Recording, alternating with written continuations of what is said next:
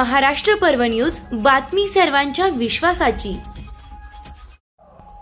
सांगोला शहरातील छत्रपती शिवाजी महाराज व भारतरत्न डॉक्टर बाबासाहेब आंबेडकर यांच्या पूर्णाकृती पुतळ्याच्या चबुतऱ्याचे काम पूर्णत्वाकडे सुरू आहे।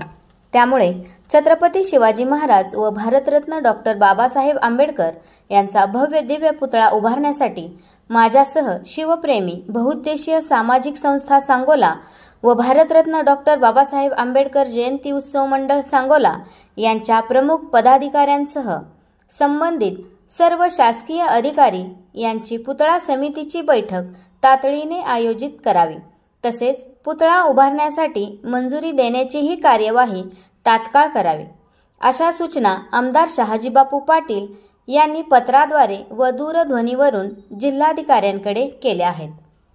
सांगोला शहरात छत्रपती शिवाजी महाराज चौक सांगोला येथे छत्रपती शिवाजी महाराजांच्या पूर्णाकृती पुतळ्याचे काम जवळपास पूर्ण झाले आहे।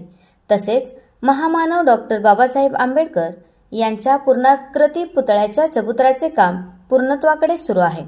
त्यामुळे छत्रपती शिवाजी महाराज व भारतरत्न डॉक्टर बाबासाहेब आंबेडकर यांचा भव्य दिव्य पुतळा लवकरात लवकर उभा राहावा यासाठी जिल्हाधिकाऱ्यांनी तात्काळ पुतळा समितीची बैठक आयोजित करावी, तसेच पुतळा उभारणीसाठी मंजुरी देण्याचीही कार्यवाही तात्काळ करावी, अशा सूचना आमदार शहाजीबापू पाटील यांनी पत्राद्वारे व दूरध्वनीवरून जिल्हाधिकाऱ्यांकडे केल्या आहेत। दोन्ही संस्थांकडून नवीन पूर्णाकृती पुतळा बसवण्यासाठी संपूर्ण परिपूर्ण प्रस्ताव जिल्हाधिकारी कार्यालयाकडे सादर केला आहे। त्यामुळे सदर पुतळा समितीच्या बैठकीला माझ्यासह शिवप्रेमी बहुउद्देशीय सामाजिक संस्था सांगोला व भारतरत्न डॉक्टर बाबासाहेब आंबेडकर जयंती उत्सव मंडळ सांगोला यांच्या प्रमुख पदाधिकाऱ्यांसह संबंधित सर्व शासकीय अधिकारी यांना आमंत्रित करावे, अशा सूचना आमदार शहाजीबापू पाटील यांनी पत्राद्वारे जिल्हाधिकाऱ्यांना केल्या आहेत।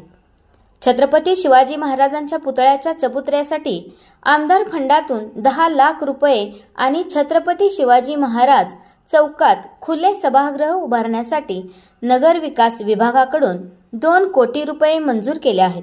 तसेच डॉक्टर बाबासाहेब आंबेडकर यांच्या पूर्णाकृती पुतळ्याच्या चबुतऱ्यासाठी नगर विकास विभागाकडून 2 कोटी रुपयांची निधी उपलब्ध झाला असल्याची माहिती आमदार शहाजीबापू पाटील यांनी दिली।